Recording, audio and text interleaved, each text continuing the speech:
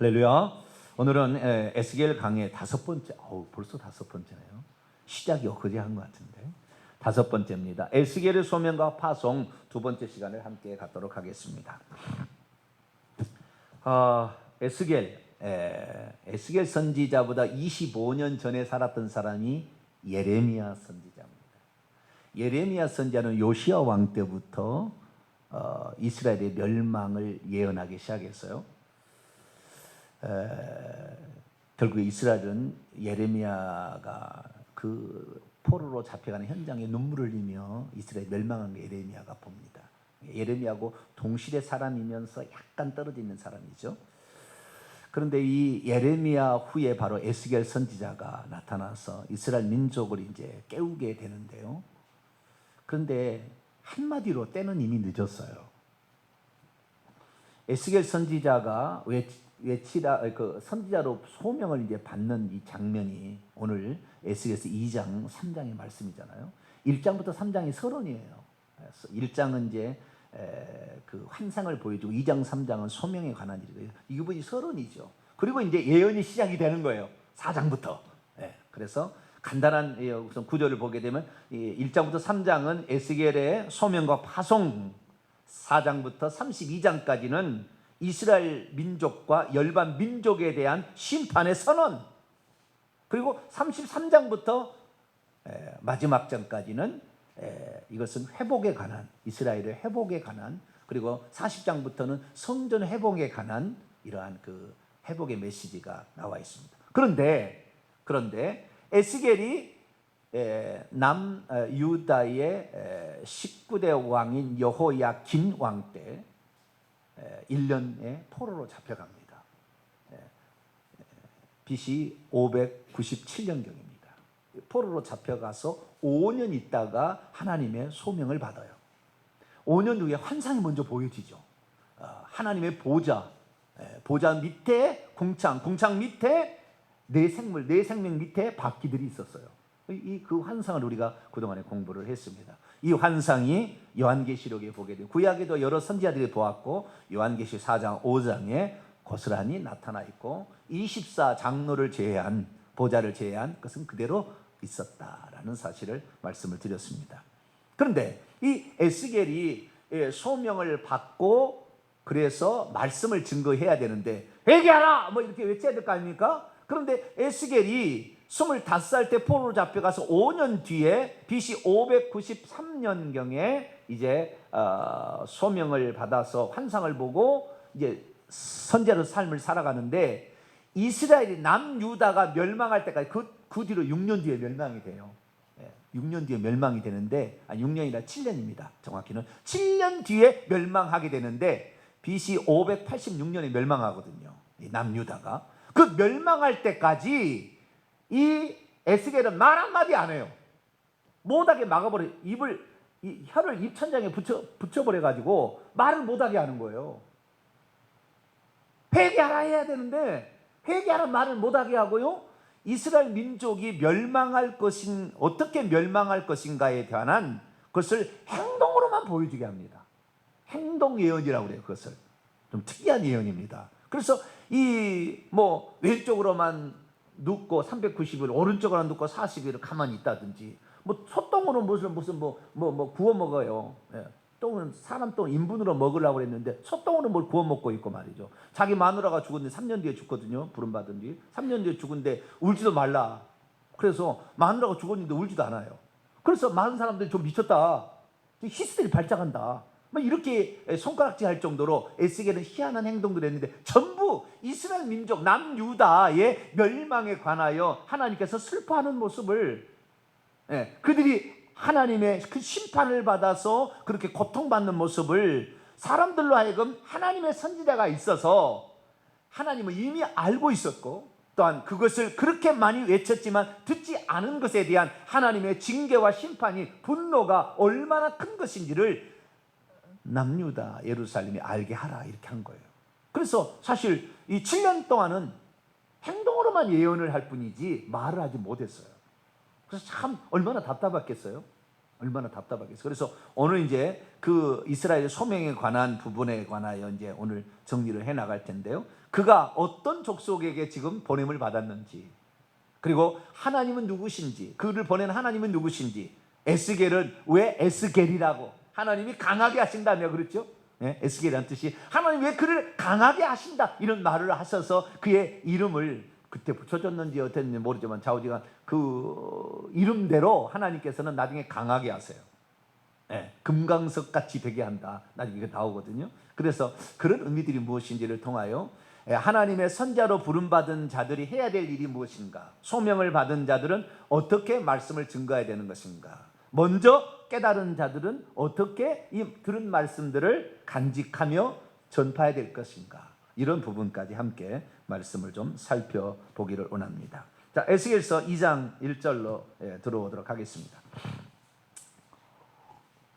읽어가면서 한 절씩 이렇게 제가 해나가겠습니다. 그가 내게 이르시되, 이 보좌에 앉으신 이에요. 그분이 보내는, 이제 그 불러다가 보내는 일을 하는데, 이르시되 인자야. 인자라는 것은 사람의 아들, 아담의 아들, 벤 아담이라고 그랬죠. 아담이야, 흙으로 지음받은 존재이기 때문에 네가 엄청난 일장의 환상을 봤다 할지라도 너는 겸손해라. 너는 훅 불어보면 날아갈 것이다. 그러나 네가 하나님 앞에 귀하게 쓰임받는다면 나중에 인자 같은 이로서 예수님 오신 거 보니까 네가 영광스러운 그 자리, 그러니까 신약 성경에 들어와서 인자라는 표현은 예수님에게만 적용됩니다. 그래서 당신이 당신을 얘기할 때 내가라고 얘기하지 아니하고 인자가 많은 사람들에게 버림을 받고 고난을 받고 막 이렇게 죽임을 당한다, 인자가 천사들과 함께 재림한다, 이렇게 얘기하므로 그 인자는 이 땅에 오셔서 자신을 희생하는 분이지만 결국에 심판자로서 왕노할 자가 인자라는 것을 보여주므로, 약한 인간이 이 땅에서 어쩌면 핍박을 받고 죽은다 할지라도 그것이 약한 것이 아니라 가장 강한 것이라는 거, 그것이 아주 영광스러운 일이라는 것을 인자라는 명칭을 통해서 에스겔에게 대부분 사용되고 단 한 번 다니엘에게 사용된 적이 있는데, 둘 다 엄청난 하늘의 환상을 본 자들에게 말했다는 그런 용어다라는 말씀을 지난번에 드렸습니다. 저와 여러분은 인자라는 것을 우리도 사람의 아들, 그래서 죄악 덩어리지만 우리가 어떻게 사느냐에 따라서 이 몸이 사단의 그 귀신이, 마태복음 12장 43절, 귀신이 나갔을 때에 물 없는 곳으로 다니다가 내가 나온 집으로 돌아가리라. 사람의 몸뚱아리가 귀신의 집이 될 수 있지만 고린도서 3장 16절, 너희 몸이 하나님의 성전인 것과 하나님의 성령이 너희 안에 거하시는 것을 알지 못하니 내가 거룩하니 너희도 거룩하라. 성전을 더럽히면 내가 너희를 멸하시리라, 이렇게 약속했단 말이죠. 그렇기 때문에 이 육체가 귀신의 집으로서 사용될 수 있지만 성령의 집이 된다, 또 그 말이에요. 우리가 어떻게 이것을 드리냐에 따라서 우리는 의의 도구가 되어야 되지, 불의의 도구, 죄의 도구가 되지 않게 되기를 축원합니다. 그것은 하나님 해준 것이 아니라 우리가 누구에게 드릴 것인가를 결정함으로 되는 것이다. 비록 약한 우리의 이 흙덩이지만 이 흙덩이가 거룩한 하나님 일을 감당하는데 영원한 천국의 기업을, 천국의 상을 받을 수 있는 그 도구잖아요, 도구. 기도하는 데 써야지 놀러 가는 데만 쓰면 안 된다, 그 말이에요. 할렐루야. 손바닥으로 박수, 찬양하는 데 써야지, 이 손바닥으로 다른 거 하는 데 쓸 수도 있겠죠. 그러나 찬양할 때 쓰면 얼마나 좋아요. 할렐루야. 찬양도 되고 건강도 되고, 아마 너무 일석이조예요. 너무 좋아요. 인자, 우리가 그런 존재다. 약한 존재지만 가장 멋지고 영광스러운 존재가 될 가능성이 있다. 인자야, 내 발로 일어서라. 엎드렸잖아요. 무서우니까. 막 엄청난 환상을 보니까. 내게 말하리라 하시며 그가 내게 말씀하실 때 그 영이 내게 임하사 나를 일으켜 내 발로 세우시기로 내가 그의 말씀하는 소리를 들었어요. 하나님께서는 당신의 일을 할 때 당신의 영을 보내십니다. 할렐루야. 당신의 영을 보내서 우리에게 깨닫게 하시는데, 저 같은 경우 제일 궁금했었던 것이 과거에 이런 거죠. 어떤 사람이 이제 간증을 하면 자기 하나님을 만났대요. 하나님을 이렇게 만났다고. 그러면 대체 어떻게 만났디요? 예수님이 이렇게 흰 옷을 입고 나타났노? 어떻게 만났지? 항상 궁금했어요. 만났다고 하니까, 나는 자기가 만났는지 안 만났는지 모르겠지만 제가 만났다고 하니까 어떻게 만났지? 이렇게 궁금했잖아요. 하나님께서 구약 시대에는 아브라함에게는 직접 천사로 오신 거예요. 천사로. 모세도 천사로 와서 만나 주신 거예요. 천사로 대신하여 목소리로 만나 주시고 이렇게 만나 주셨어요. 근데 대부분은 이제 그 나중에 이제 선지자 제2성전기 1차 바벨론 포로가 끝나고 포로에서 귀환되어서 스룹바벨이 성전을 세운 제2성전기 시대부터는 하나님께서 나타나지 않냐고 선지자 입술을 통해서 말하기 시작합니다. 예언자가 나타나기 시작한 거죠. 그러니까 처음에 예언자는 엘리야, 엘리사 이런 사람들이요. 엘리야, 엘리사는 초기의 예언자라고 하고요. 이사야, 예레미야, 에스겔은 후기 예언자라고 그래요. 그럼 이 예언자가 차이가 있는데요. 초기 예언자는 기적도 행하면서 예언도 하는 거예요. 그러나 후기 예언자는 기적을 행하지 않아요. 예언만 하는 거예요. 책망만 하는 거예요. 이것을 전기 예언자, 후기 예언자가 차이를 이렇게 두는 겁니다. 지금 우리가 공부하는 에스겔은 기적을 행하지 않아요. 뭐 엘리야나 엘리사는 죽은 자도 막 살리잖아요. 막 기적을 막 행하잖아요. 엄청나게 하늘에서 막 불이 내려오게 하고 막 뭐 독국 물에다가 물 섞으니까 독이 해독이 되고 막 뭐 도끼가 뭐 물에서 막 올라오게 하고 뭐 희한한 기적을 행하는데 초기 선지자는 그런 일을 했어요. 근데 후기에는 성령의 역사에서 두 가지를 하는 거죠. 두 가지를 딱 예언하게 한 거예요. 하나는 너의 죄악을 회개치 않으면 반드시 망한다. 두 번째는 하나님께서 너희들을 구원할 메시아를 이런 자를 보내준다. 이 두 가지가 핵심 예언이에요. 이 후기 예언자들이. 그래서 에스겔은 그 두 가지를 다 얘기하는 쪽인데 무엇보다도 에스겔은 그 메시아에 대한 예언은 별로 없고, 물론 있어요. 다윗 좀 이따 나올 겁니다. 다윗 나오는데 별로 없고 심판, 회개 이런 것을 중점적으로 선포하는 것이 이제 에레미야, 에스겔은 회개 이런 걸 중점적으로 선포. 그러나 이사야나 이런 사람들을 나중에 이제 이런 사람들을 보면 메시아에 관한 예언이 많이 나와요. 그래서 메시아에 대한 예언도 하면서 하는 사람도 있는데요. 에스겔은 심판 중심으로 이렇게 심판과 회개 중심으로 외치는 그런 선지자다라는 겁니다. 그래서 성령을 보내서 그 일을 하게 하는데 나중에 이 성령은 그 사람에게 구약 시대는 있다가도 떠나가 버립니다. 잘못 행하면 있다가도 떠나가 버려요.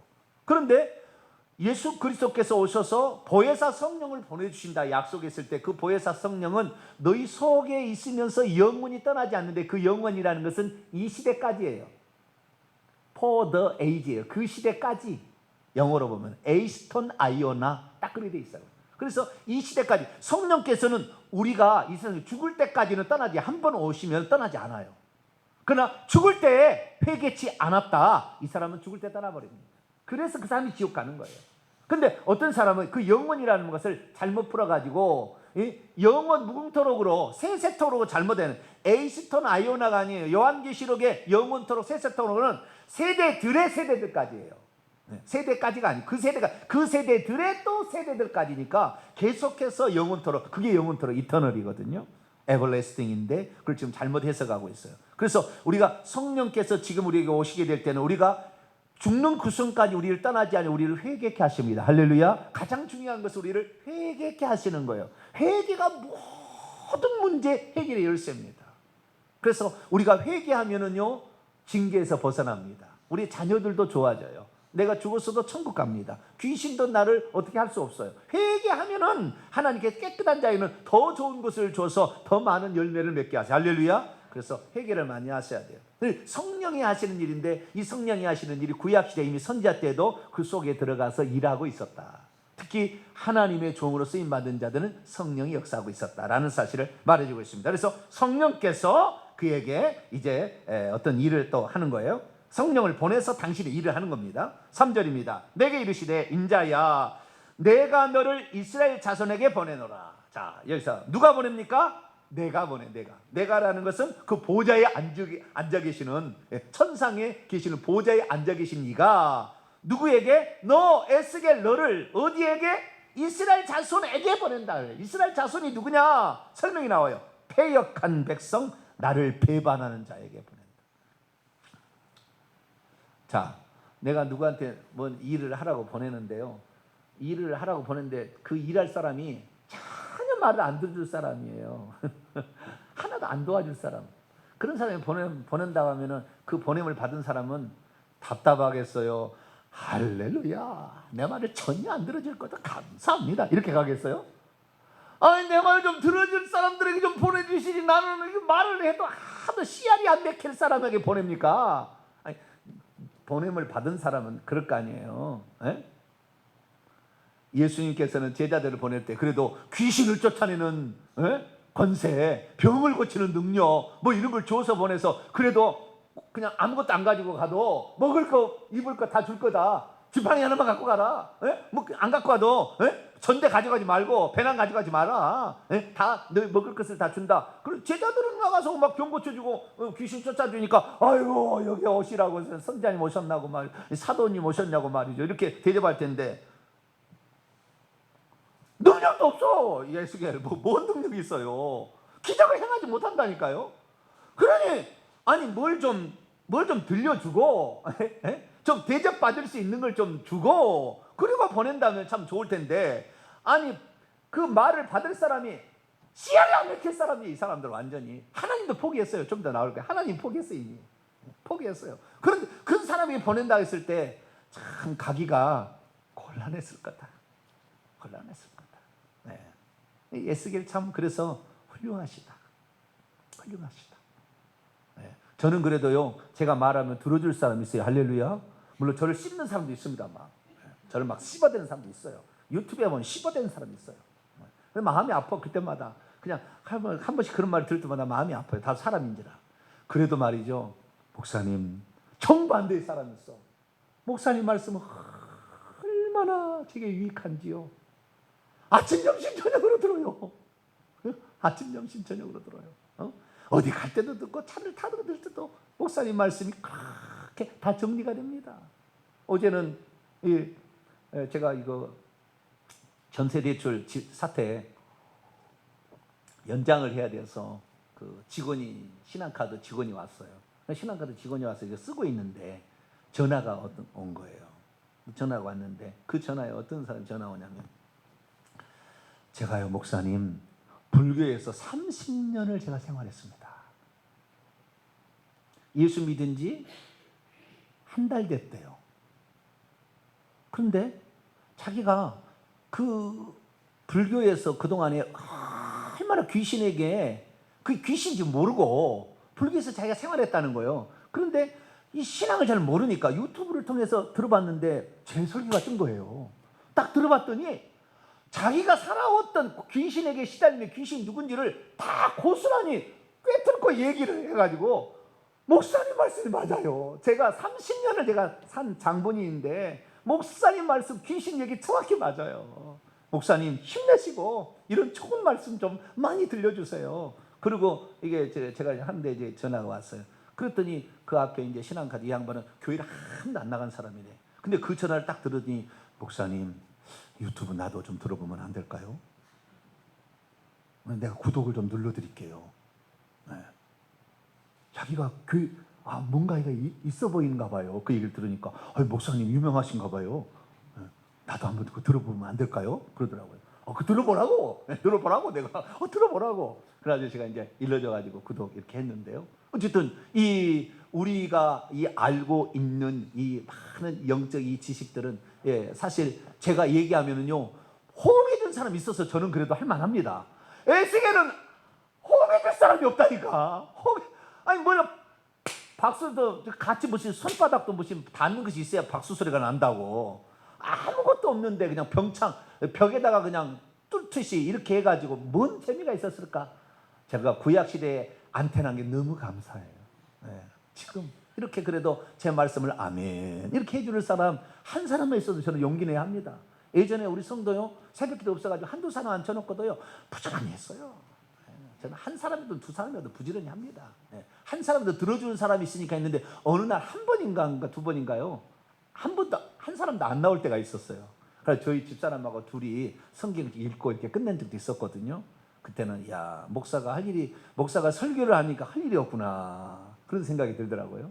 그래서 성도들이 이서 들어준 것만 해도 고마운데 에스겔은 들어줄 사람이 없네.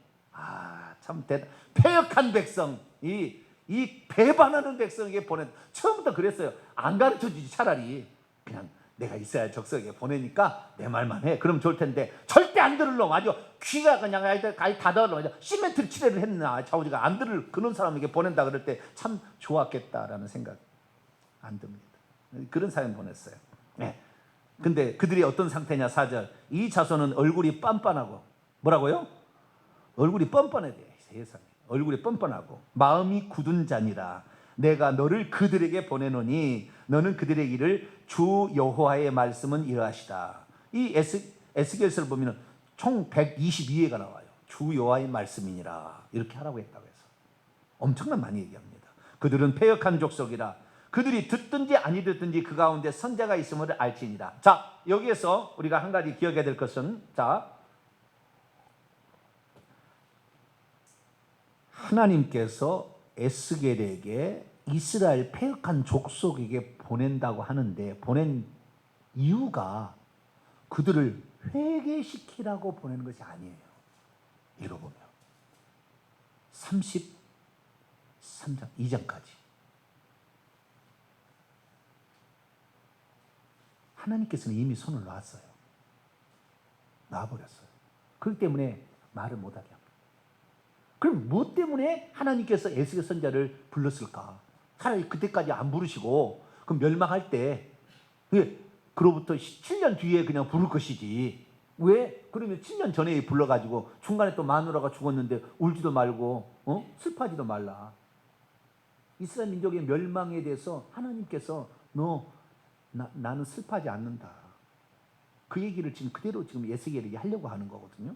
그런데 그렇게 한 이유가 어디 있느냐? 왜 에스겔을 불렀느냐? 그것은 단 한 가지예요. 하나님께서 이런 선지자가 있었다라는 것을 얘기해 주므로 이미 하나님은 다 알고 있었다라는 것을 이스라엘 민족이 나중에 깨닫고 회개할 수 있도록. 근데 지금의 죄악은 너무 가득 차버렸어요. 너무 가득 찼어요. 언제부터 그랬냐면은 히스기야의 아들 므낫세 왕 때부터 그랬어요. 히스기야가 14대가 므낫세 왕인데요. 히스기야 아들이에요. 12살의 왕이 되어서 55년을 통치했습니다. 67세에 그가 죽었는데요. 가장 악한 왕이었고요. 가장 하나님의 마음을 아프게 했어요. 온갖 우상을 다 섬겼어요. 히스기야 왕 때 활동했던 선지자가 요담, 아하스, 히스기야 왕 때 이사야가 섬겼습니다. 그래서 므낫세 왕한테 가가지고 당신 회개하라고 그랬는데 이사야를 톱으로 썰어 죽입니다. 므낫세가 톱으로 썰어서 죽여요. 그게 므낫세 왕.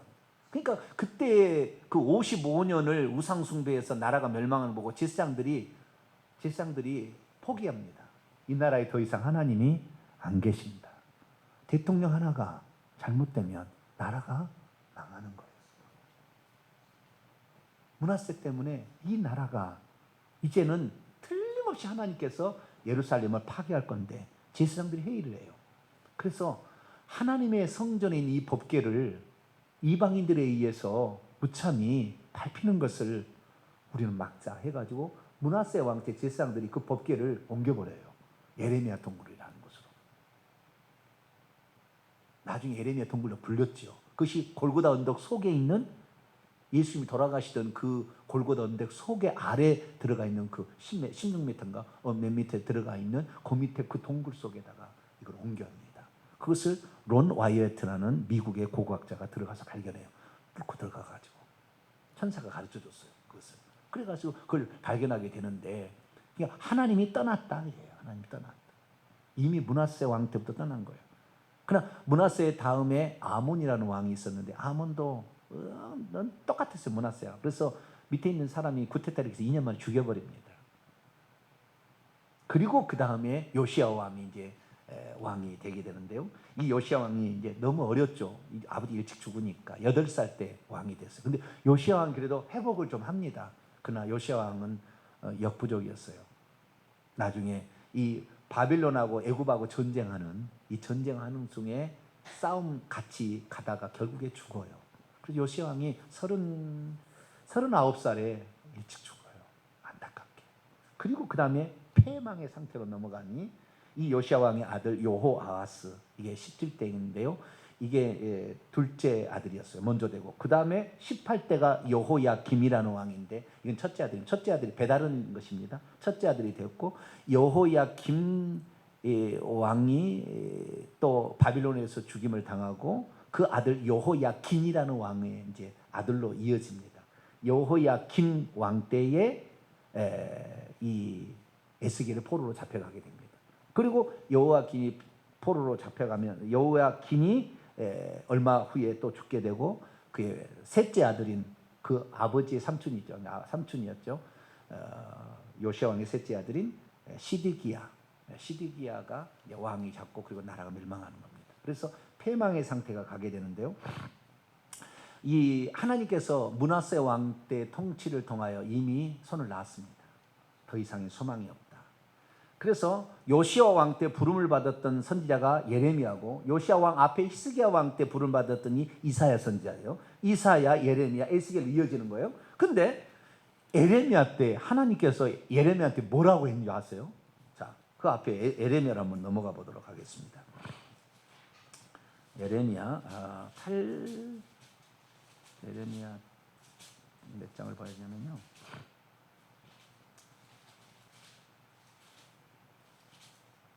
아예 기도하지도 말라 그래요.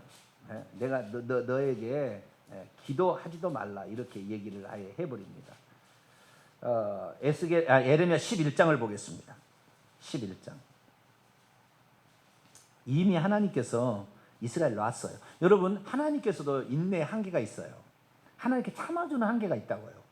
참아주는 한계가. 그 한계가 므낫세 왕 때 끝났습니다. 근데 요시야 왕이 좀 잘했기 때문에 좀 더 가게 해준다고 말한 거예요. 요시야 왕이 잘했어. 그러니까 여러분 우리가 세대에 너무 잘못해서 하나님 우리 멸망시킨다 할지라도 회개하고 우리가 다시 하게 되면요 멸망의 기간이 좀 연기돼요. 그러니까 우리 세대에 전쟁이 일어나지 않냐, 우리 세대라면 우리가 잘하면 돼요. 할렐루야. 그럼 조금 연기가 됩니다. 하나님이 계획을 해놨어도 그것이 바로 시행하지는 않으세요. 근데 예레미야 때 이미 하나님 포기했어요. 자, 예레미야 11장 보게 되면 11절부터 봅니다. 14절까지 보는데요. 그러므로 나 여호와가 이같이 말하노라. 보라, 내가 재앙을 그들에게 내리리니 그들이 피할 수 없을 것이라. 그들이 내게 부르짖을지라도 내가 듣지 아니할 것인즉 유다 성읍과 예루살렘 주민이 그 분향하는 신들에게 가서 그 우상에게 가서 분향을 하고 있다고 말해요. 부르짖을지라도 그 신이 그 고난 가운데 절대로 그들을 구원하지 못하리라. 유다야, 내 신들이 내 성읍의 수하가, 그들이 유다가 섬기는 신이 여호와 한 분만을 섬겨야 되는데 이스라엘의 성읍 수하지 많은 엄청난 많은 우상들을 갖다가 심지어 성전에 가까이 갔다가 이것을 섬기고 막 있었던 거예요. 내 신들이 내 성읍의 수와 같도다. 너희가 예루살렘 거리의 수대로 그 수치스러운 물건의 제단 곧 바알에게 분향하는 제단을 쌓았도다. 그 중에 가장 큰 놈이 바알이에요. 그러므로 14절 읽습니다. 시작. 그러므로 너는 이 백성을 위하여 기도하지 말라. 그들을 위하여 부르짖거나 구하지 말라. 그들이 그 고난으로 말미암아 내게 부르짖을 때에 내가 그들에게 듣지 아니하리라. 너가 기도하지 마라. 나는 이미 그들을 멸하기로 결정을 내렸다. 그러니까 에스겔을 불러도 너 말하지 말라. 입천장에 붙여버려요. 혓바닥을. 말하지 마라. 행동으로만 장차 되어질 일을 보여주라. 왜? 하나님이 이스라엘에 있었다는 것, 하나님 이렇게 계획해서 이렇게 이끌어 간다는 것을 나중에 사람이 보고 아 그랬었구나, 하나님 다 알고 있었구나, 그것을 알도록 하기 위함이다. 그래서 우리가 너무 나가면 안 돼요. 특히 하나님 제일 싫어하는 것이 우상숭배예요. 우상의 제물, 우상 숭배하는 거, 이거 제일 싫어하는 거예요. 이것 때문에 멸망하는 거예요. 이거 하나님 외에 다른 신이 없는데 하나님 아닌 것을 하나님으로 섬겨버리니까 하나님이 이거 분노하시는 거예요. 3, 4대까지 저주를 내려버려요. 그래서 우리는 지조를 지켜야 돼요. 따라서 합시다. 나는 믿음의 지조를 지키리라. 뭘 지켜요? 지조를, 부부간에만 지조를 지킬 게 아니에요. 믿는 신앙도 지조를 지켜야 되는 거예요. 어떤 분이 오셨는데요. 권사님이신데 어릴 때부터 모태신앙처럼 자랐다는 거예요. 그런데 자식이 안 되는 거예요. 자식이 안 되는데 용한 점쟁이가 있어, 한번 찾아가 봐. 그래서 한번 갔다 왔다는 거예요. 얼마나 하나님 앞에 회개를 했는지. 내가 한번 이렇게 그 갔다 오고 그렇게 가슴에 한처럼 맺혀서 내가 하나님을 내가 죽으면 죽으리라고 끝까지 하나님 의지했어야 되는데 그러지 못했다. 우리는 혹시 먹을 것이 없어서 그냥 굶어 죽으면 죽어버리세요. 바로 천국이 할렐루야. 바로 천국이요. 죽어버리면 그냥 굶어서 죽어버리면 너무 감사해 그냥. 그렇게 해야지. 굶어 죽는다고 하나님 버리고 딴 데로 가지 말라 그 말이에요. 이 지조를 지켜야 돼요. 제가 하나님 앞에 그래도 하나님이 조금 저를 어여삐 여긴 것은 지조를 지키거든. 할렐루야. 제가 지조를 지키는 거예요. 다른 것을 내가 섬길 수 없어요. 오직 한 분 딱 만나봤더니 이게 진짜다. 마음에 드는 딱 마음에 확증을 가는 순간 내 목에 칼이 들어든 나는 이 신앙을 지켜나간다. 딴 어려움, 허리가 상해서 일어날 수 없는 기어다니는 그런 상황에 있다 할지라도 하나님은 치료하신다. 할렐루야. 전능자가 전능자인데 내가 뭐 문제가 있는 것이지. 전능자는 반드시 나를 버리지 않아. 내가 전능자를 버리지 않은 하나님은 나를 버리지 않을 것이다. 믿음을 탁 가지고 가니까요 길이 열리는 거예요. 할렐루야. 예, 그 길을 발견할 때까지 하나님이 마음을 테스트해 보는 거예요. 하나님 뭘 치료하지 못하겠어요. 뭘 히스기야 죽으려고 해도요 무화과 반죽 바른다고 그 환자가 낫겠습니까? 무화과 반죽이 무슨 효과가 있습니까? 행동으로 하게 한 거죠. 15년의 생명이 연장돼요. 예. 하나님이 하시면은 이게 다 된다니까요. 할렐루야. 그래서 그 지조를 하나님에 대한 지조를 딱 지켜야 돼요. 그 지조를 지켜야 되는데 이스라엘 민족이 우상 신이 이스라엘 나라에 성읍수만큼 많았다니 이게 뭔 일입니까? 하나님 버리는 거예요. 그래서 에스겔한테는 너는 이제는 행동으로만 이스라엘 멸망할 때까지 행동으로만 할 뿐이지 말하지 마라 이렇게 해버린 거예요. 자, 에스겔 다시 2장 넘어옵니다. 주여 이러다가 또 오늘 또 시간 다 가네 주여. 네, 계속 넘어갑시다.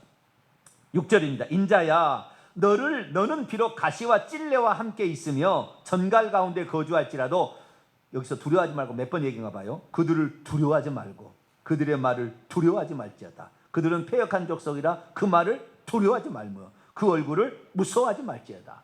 자, 씨알이 안 맥히고요. 아무리 얘기해봤자 저쪽에서 뭐 그렇게 할자는데 그들에게 보낸다고 했을 때 좀 두려워할 거 아니에요. 뭔가 내가 얘기하면 두려워서 선지자님 어떻게 할까요? 뭐 이래야 되는데 미친놈이 자꾸 와가지고 어디서 그냥 쓸데없어 입을 나불거려 그냥 뭐 이러면은 그게 업의 기주가 아니에요. 절대 무서워하거나 그들을 두려워하지 말라는 거예요. 하나님께서 하나님의 사명자는요 하나님의 사명을 마칠 때까지 안 죽어요. 할렐루야.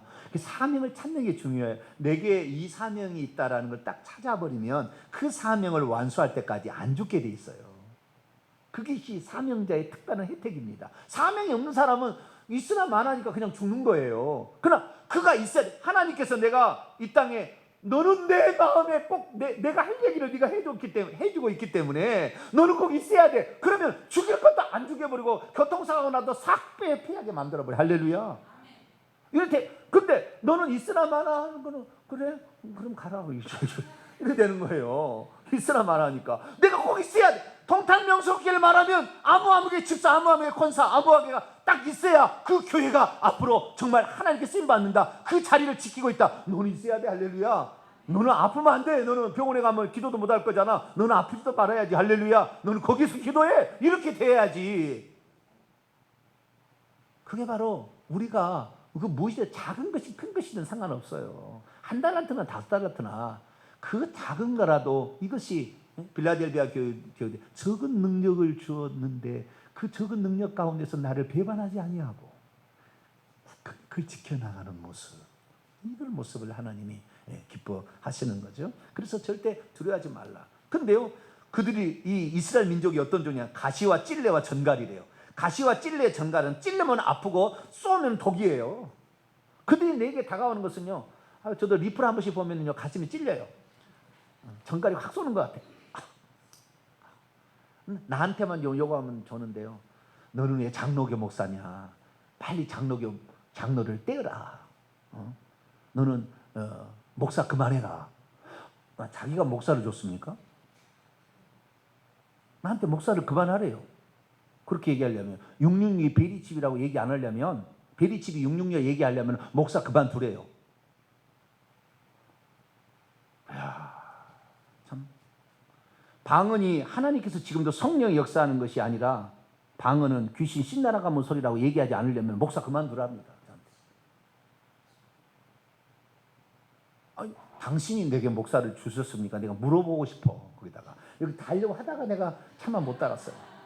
당신이 나에게 목사 직분을 주셨냐고. 왜 당신이 그 목사 직분을 내려놓으라 마라. 당신이, 나는 하나님이 주신 거고, 하나님이 나는 그만하면 그만할 거, 나는 죽으라면 죽을 사람인데, 자기의 생각으로 이제 점철돼 있잖아요. 어떤 생각이 한번 딱 인터넷에 한번 거기에 필이 꽂히면 날마다 그거 찬성하는 글만 계속 봐. 유튜브에 어떤 이 우파 좌파도요, 우파면 우파의 영상만 계속 보니까 거짓으로 말한 것도 막 진짜인 줄 알고 막 퍼날려. 막 좌파도 마찬가지다. 이쪽이 진짜라 막 진짜 여기만 계속 보다가 거짓말도 막 퍼날려. 나중에 나는 우파 좌파가 없어요. 나는 진실만을 얘기하는 걸 원합니다. 할렐루야. 진실이라는 모든 것은 다 나중에 그 폐단을 자기가 떠안아야 되거든. 그것이 영적인 문제라면 지옥까지 가야 되거든. 그래서 저는 진리만을 증거하리라, 이런 생각 속에 있는 거죠.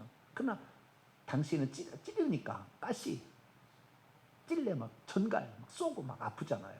그래도 참아라. 그래도 저는 우리 성도들이 있었어요. 할만합니다. 할렐루야. 저는 우리 성도들이 있어서 할만해요. 말씀을 이 진리의 말씀으로 듣겠다고 찾아온다는데 한 사람만 있어도 나는 이 피를 토하는 심정을 할 수 있죠. 얼마든지 할 수 있습니다. 7절, 그들은 심히 패역한 자라. 그들이 듣든지 아니 듣든지 너는 내 말로 고하라. 이렇게 얘기하고 있습니다. 그러면서 8절에 이제 무엇을 전해야 될 그 내용, 예언할 내용을 얘기하고 있는데요. 너인 자야, 내가 내게 이르는 말을 듣고 그 패역한 족속같이 너는 패역하지 말고 내 입을 벌리고 내가 내게 주는 것을 받아서 먹으라 하시기로, 내가 보니 그 보좌에 한 손이 이렇게 나왔어요. 그래서 손을 쫙 폈는데 그 안에 두루마리 책이 있더랍니다. 두루마리, 파피루스 책이죠. 그 책이 놓여 있는 거예요. 그것을 먹으라고 준 거예요. 그래서 그 앞에 하나님께서 그 두루마리 책도 싹 열어서 이렇게 덜덜덜 열어줬더니 그 안에 뭐가 기록된, 안팎으로 한쪽만 기록된 것이 아니라 안쪽과 바깥쪽이 다 기록되어 있는데 애가와 애곡과 재앙의 말이 기록됐어요. 애가라는 것은 장송곡이에요. 슬픈 노래. 이스라엘이 이제 멸망해서 슬픈 노래. 애곡, 울음소리, 울음소리. 재앙. 이게 이제 재앙으로 말미암아 나타날 이스라엘의 그 징계들이죠. 이런 것들이 빼곡히 기록되어 있어요. 자, 좋은 말 기록되어 있나요? 네? 누구한테 말을 전하는데, 여러분, 너는 재앙이 가득 찼고 네 집에는 장송곡이 울려 퍼질 것이고 너는 치명적인 질병에 죽을 것이다. 그 말을 가서 전하기가 좋아요. 당신은 회개한다면은 회복이 되고 자우씨가 이게 말하기가 좋아요. 하나도 좋은 말이 없어. 여기에 참 에스겔, 제가 에스겔이 아닌 게 너무 감사해요.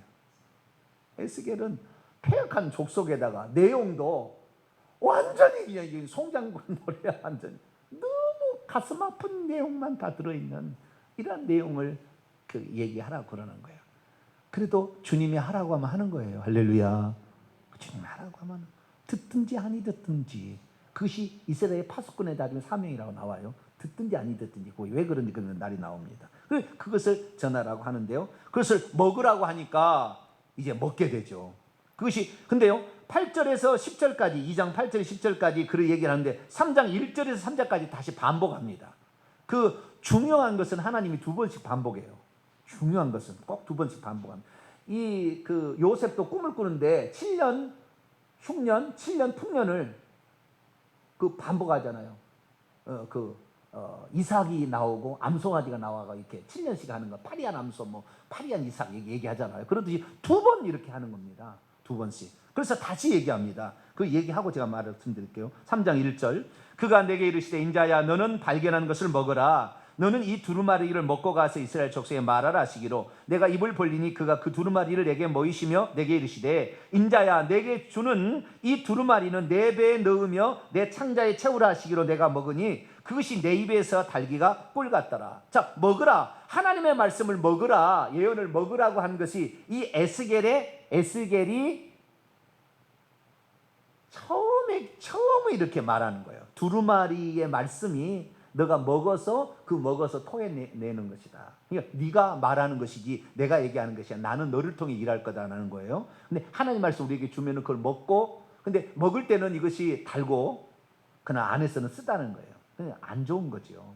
책망의 메시지니까 이게 안 좋은 건데 하나님께서 이렇게 하는데 에스겔이 처음에 일합니다. 나중에 사도 요한이 동일하게 이 일을 나중에 하게 되는데, 에스겔하고 사도 요한이 다른 것은 요한계시록에 이게 나와요. 똑같은 장면이. 근데 에스겔하고 사도 요한의 차이점은 뭐냐면, 에스겔은 하나님이 직접 그 두루마리에 보좌에 앉아 계신 분이 손으로 이렇게 냈더니 그 안에 두루마리에 있어 두루마리를 이게 풀어놨더니 거기 애가와 애곡과 재앙에 관한 말이 이게 기록되어 있는데, 그것을 먹으라고 줘서 그것을 먹는 거예요. 두루마리 이렇게 주면 두루마리가 맛있겠죠. 갈비인가요? 두루마리가? 나 같으면 하나님 그거 조금 먹기가 조금 곤란한데 요리해서 좀 반찬도 좀 발라주시고 조미료도 좀 치시고 양파도 좀 넣으시고. 두루마리 뭐 책이 뭐 맛있겠어요? 근데요, 받아 먹으라 그러니까 그걸 받아 먹는 거예요. 하나님께서 우리를 살리기 위해서 책망하는 말이라도 우리에게 말씀을 먹이면은 먹기가 좀 꺾고 좀 안 좋아도 나를 살리는 거구나. 우리를 책망해서 우리를 바르게 간 길이라 한다면은 그것을 먹을 수 있는 사람이 돼야 되는 거예요. 할렐루야.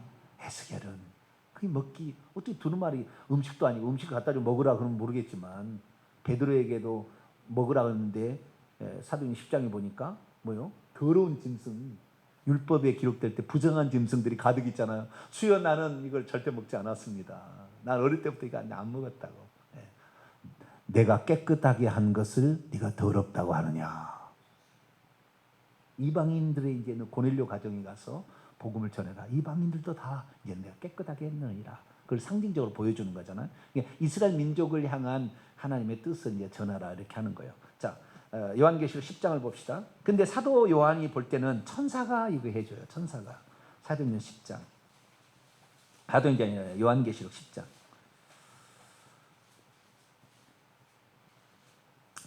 요한계시록 10장 8절부터 10절까지. 요한계시록 10장 8절에서 10절까지 읽습니다. 시작. 하늘에서 나서 내게 들리던 음성이 또 내게 말하 이르되, 네가 가서 바다와 땅을 밟고 서 있는 천사의 손에 펴놓은 두루마리를 가지라 하시기로, 내가 천사에게 나아가 작은 두루마리를 달라 한즉 천사가 이르되 갖다 먹어버리라. 내 배에는 쓰나 내 입에서는 꿀같이 달리라 하거늘, 내가 천사의 손에서 작은 두루마리를 갖다 먹어버리니 내 입에서는 꿀같이 다나 먹은 후에는 내 배는 쓰게 되었더라. 그 내용이 재앙의 내용이고 애곡의 내용이고 아픔의 내용이었을 때에 입에서는 우리가 달지만 속에서는 쓰다는 것, 그거예요. 그러니까 이 처음에 예수님께서 이 요한계시록 1장에 나타나서요, 발에 끌리는 옷을 입고 나타나서 소아시아 7교회에게 내가 들려준 이 말을 적어서 7교회에게 편지를 보내라. 그리고 환상 가운데 자기가 영이 빠져나가서 천국에 올라갑니다. 사도 요한도 천국에 올라가서 그 천상의 모습을 봐요. 에스겔처럼 봅니다. 보자, 하나님의 보좌에서 앉으신 분이 먼저 첫 번째 두루마리 책을 줘요. 자, 요한계시록 4장으로 넘어갑시다. 아니 5장으로 5장 1절. 내가 봄에 보좌에 앉으신 이의 오른손에 두루마리가 있어. 똑같아요. 에스겔과 똑같은 거예요. 두루마리가 있으니 안팎으로 썼대. 어쩌면 왜 똑같아요? 7인으로 이것은 봉해져 있었어요.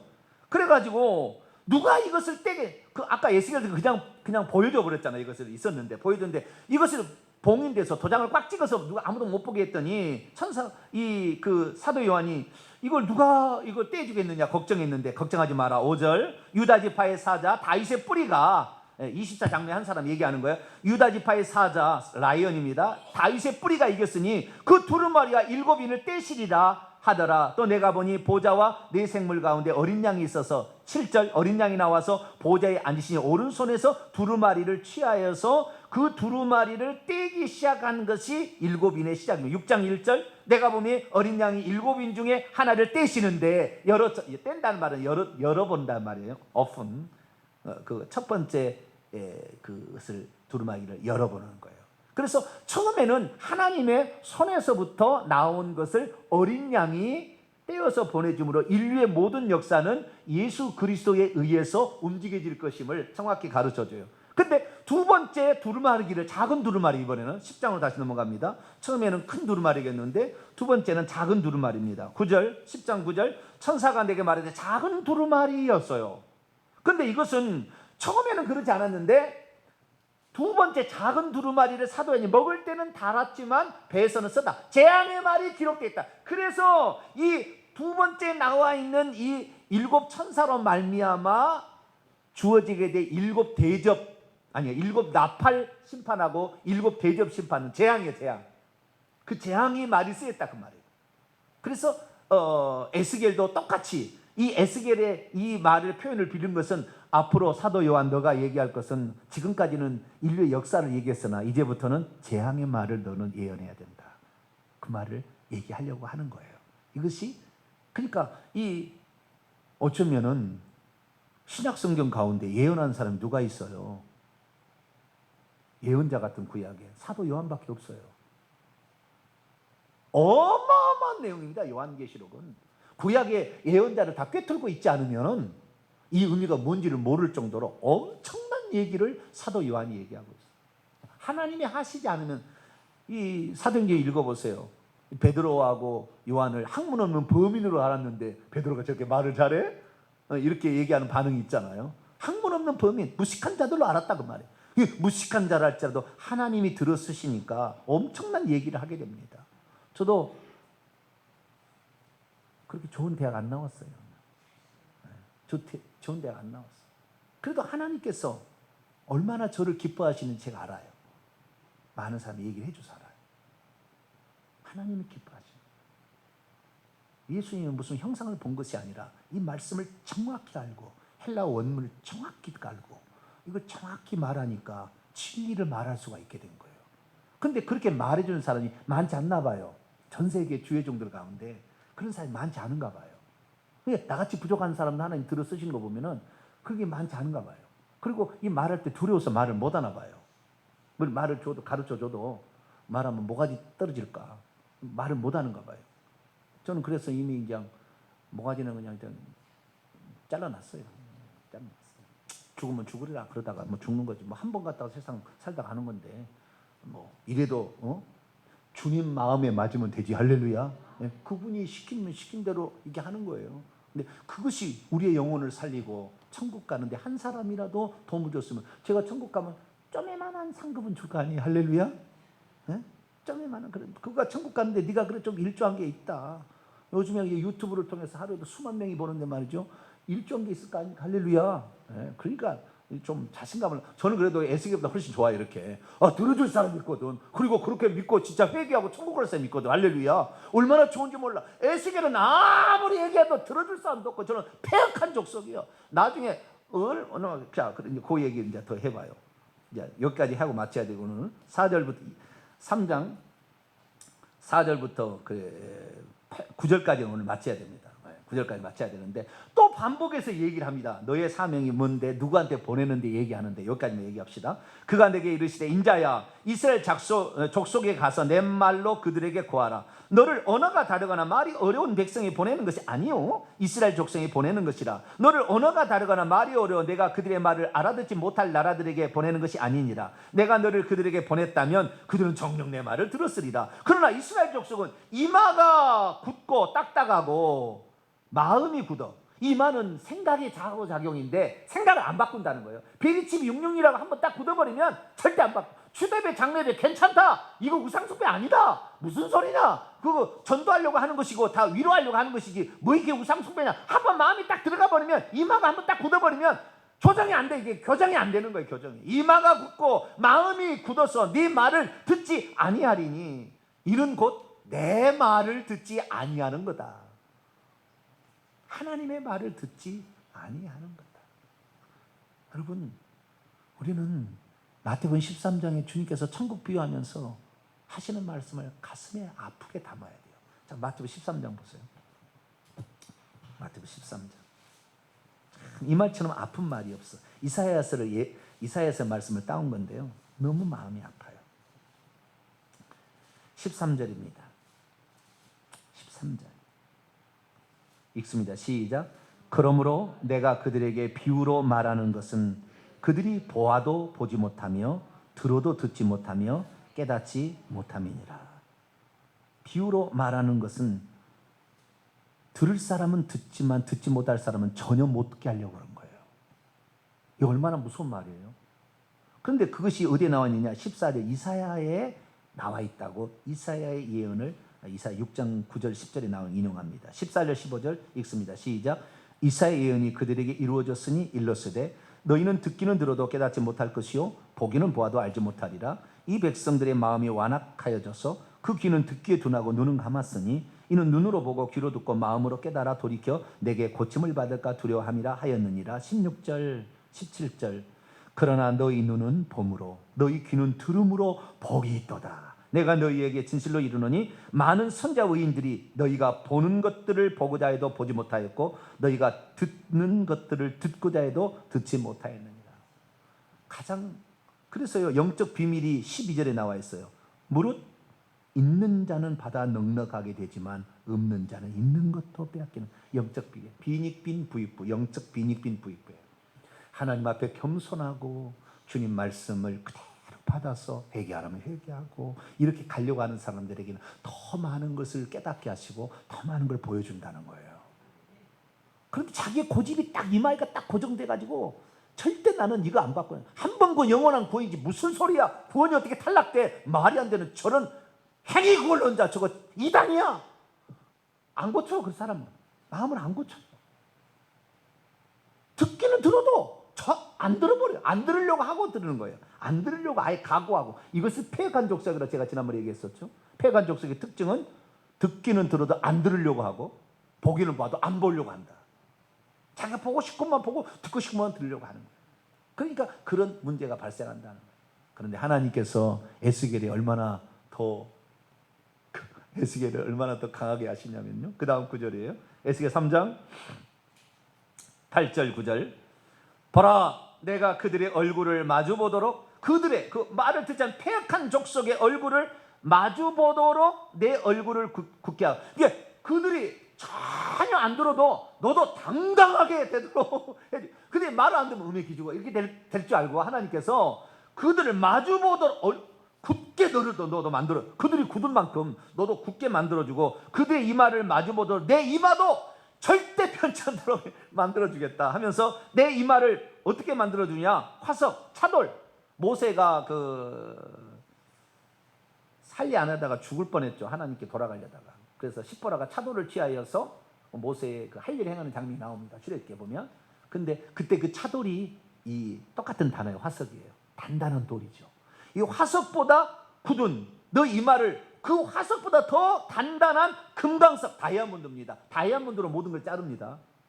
가장 강력한 굳은 경도가 가장 단단한 돌을 다이아몬드라고 해요. 금강석입니다. 이 금강석 같이 하였으니 그들이 비록 반역하는 족속이라도 두려워하지 말며 그들의 얼굴을 무서워. 네가 그들 가서 그들이 안 듣는다고 너가 기죽지 말고 내 이마를 내가 다이아몬드처럼 강하게 해주겠다. 에스겔 내가 너의 이름이 하나님이 강하게 하신다는 뜻이잖아. 내가 너를 더 강하게 해줄 거야. 그들이 너를 이단이라고도 절대 주눅들지 마. 내가 너를 더 강력하게 해줄 거야. 할렐루야. 이렇게 말씀하세요. 하나님은 당신의 말을 듣는 자에게 사명이 끝날 때까지요 손도 못 대게 만듭니다. 그 사람을 건드는 사람을 가만 안 두세요. 나중에 심판해버려요. 말을 함부로 하지 말아야 돼요. 우리는 아니면 말은 거지. 거기다 대놓고 너는 왜 목사 일을 하냐? 목사를 그만둬라. 자기가 목사를 줬어요? 희한하네. 참 평신도 같아요. 그 주예종 같지 않아요. 그 내용을 보게 되면 참 희한한 생각을 지녔어요. 우리는 그런 말 하면 안 돼요. 내가 들었는데 아니라 그러면은 아직 들을 수 있는 단계가 안 된 거잖아요. 믿음의 분량이 그게 안 됐어요. 그러면 자기가 수준이 되면 이거 틀렸다. 내 생각이 틀렸다 그러면 틀린 줄 알면 되죠 뭐. 그럼 될 텐데 거기다 일부러 그걸 달아가지고 니네 교인은 지옥 보내서 참 좋겠다 목사야. 이런 말을 써야 되겠냐고요.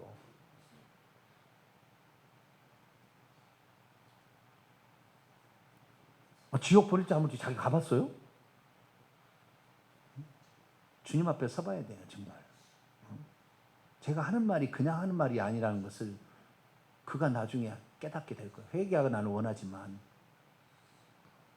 말 함부로 하면 안 돼요. 하나님께서는 주의 종의 일은 할 수 있도록 진짜 있는 자는 더 풍족하게 되고 없는 자는 있는 것을 빼앗기게 되는 이런 사태에 우리가 있는 자가 되기를 축원합니다. 가진 자가 되어서 주님의 말씀에 그대로 순복하리라. 이 겸손함이에요. 충성됨입니다. 신실함입니다. 우리 성도는 그것을 끝까지 가져가는 지조 있는 자 되기를 축원합니다. 거룩하신 하나님 감사합니다. 에스겔이 참으로 어려운 시대에 태어났습니다.